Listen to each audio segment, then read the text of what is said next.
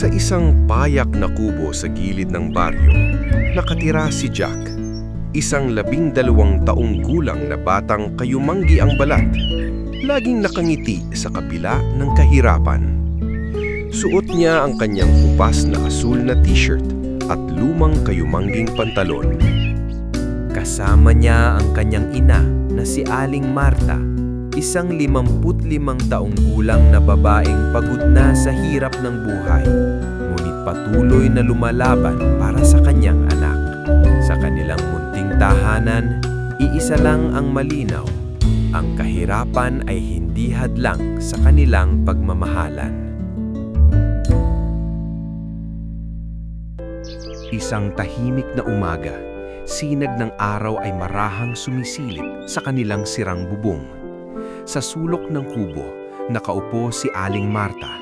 Pagod ang mga mata, ngunit puno ng pagmamahal ang tingin habang pinagmamasdan ang kanilang payat na baka. Ito na lamang ang natitira nilang pag-asa. Napabuntong hininga siya, tila pasa ng bigat ng mundo. Jack, anak, wala na talaga tayong makain. Lumapit si Jack. Pilit na ngumiti kahit halata ang lungkot sa kanyang mga mata. Opo, Inay. Kakayanin po natin. Hinawakan ni Aling Marta ang kanyang kamay.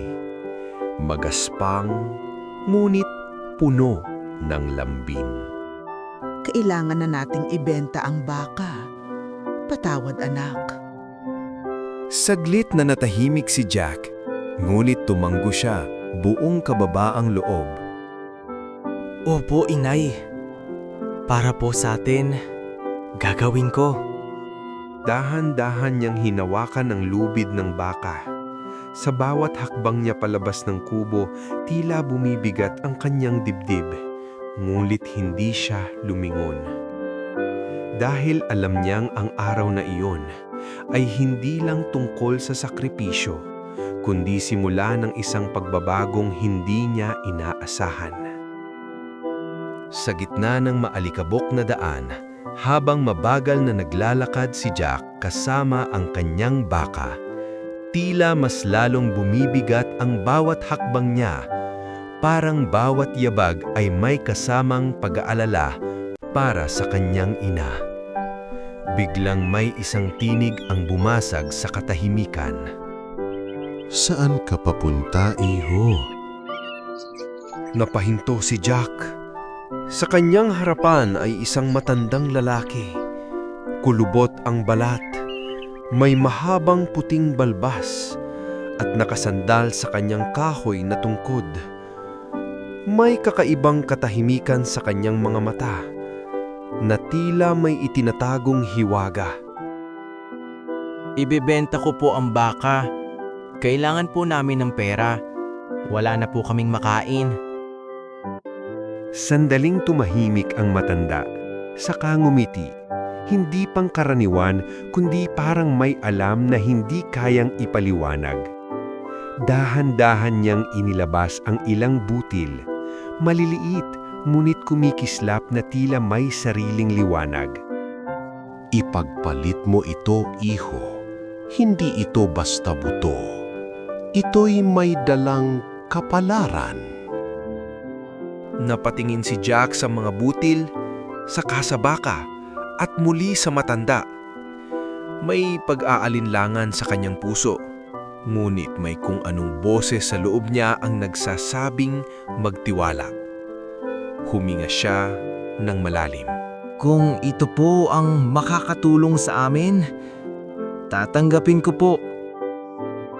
At sa sandaling iyon, hindi niya alam na ang simpleng desisyong iyon ay magbubukas ng pintuan sa isang mundong hindi niya pa kailanman nararanasan. Pag-uwi ni Jack, agad niyang inilapit ang kanyang kamay. Maingat na ipinakita ang mahiwagang mga butil.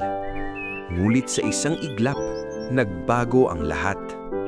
Jack, iyan ang ipinagpalit mo sa baka? Napaatras si Jack. Tila tinamaan ng bawat salita. Anak, paano na tayo mabubuhay? Wala na nga tayong makain.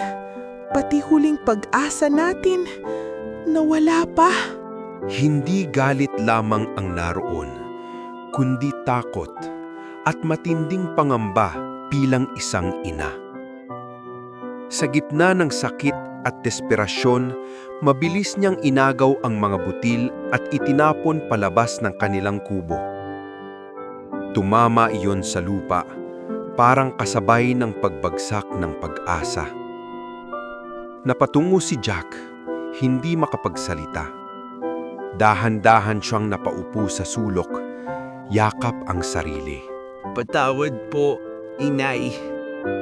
At sa katahimikan ng gabing iyon, tanging bigat ng pagsisisi at takot ang kanyang kasama.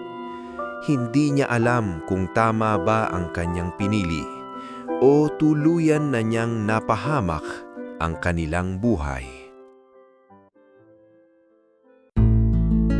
Kinabukasan, nagising si Jack sa kakaibang liwanag na tumatago sa kanilang sirang bubong.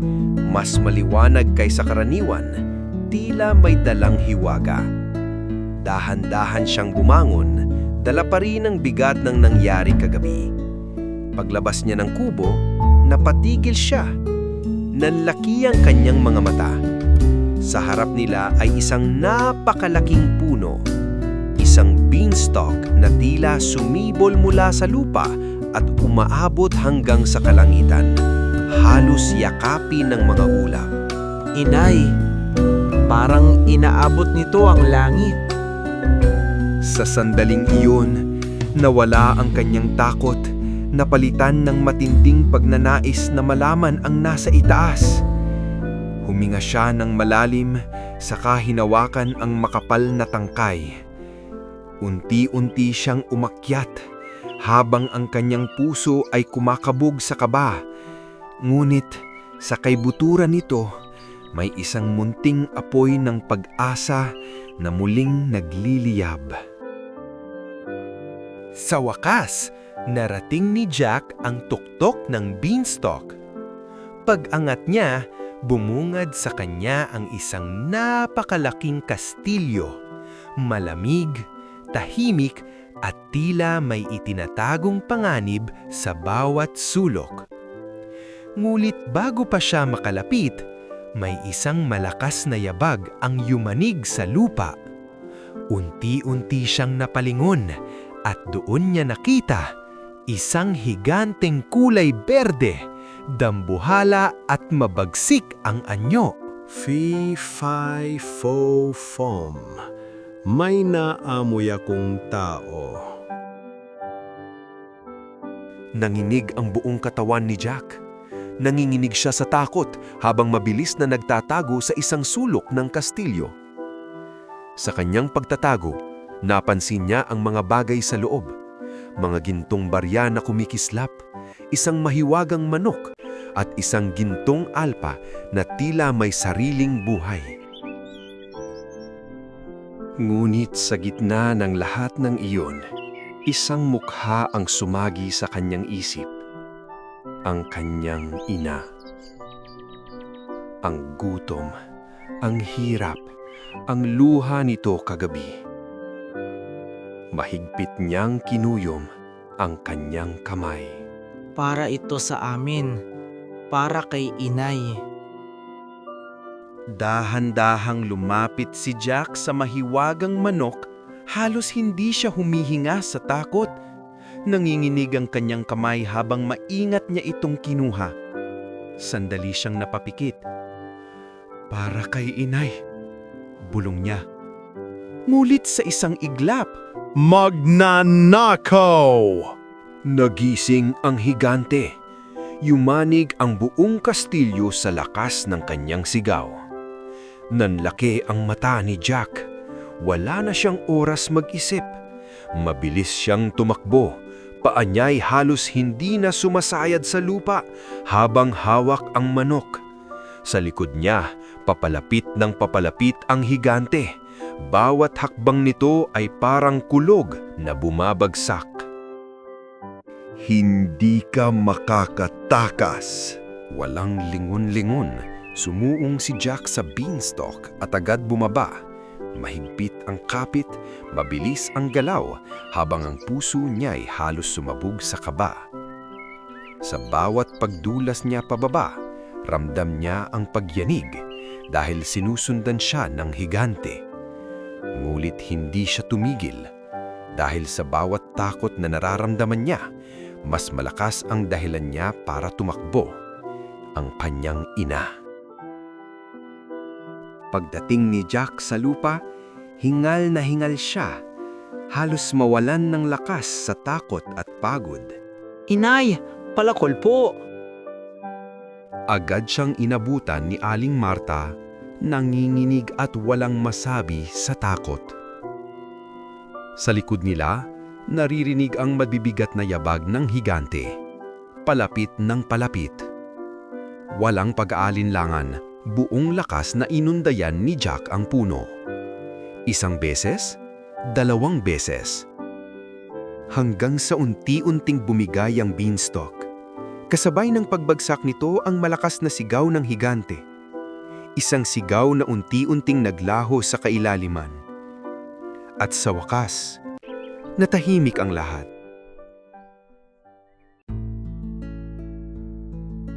Dahil sa mahiwagang manok, unti-unting nagbago ang kanilang buhay. Hindi na sila nagugutom at sa wakas ay nakahinga rin ng maluwag si Aling Marta. Nguit para kay Jack, hindi lang kayamanan ang kanyang natamo, kundi ang tapang na harapin ang takot at ang responsibilidad na alagaan ang kanyang pamilya. Lumapit si Aling Marta, may luha sa mga mata, ngunit may ngiting puno ng pagmamahal. Patawad anak, hindi ako naniwala sa'yo. Ngumiti si Jack at marahang hinawakan ang kamay ng kanyang ina. Ayos lang po, inay. Basta magkasama tayo. At sa munting kubong iyon, hindi man perpekto ang kanilang buhay. Ngunit ito'y puno ng pag-asa, pagmamahal, at bagong simula.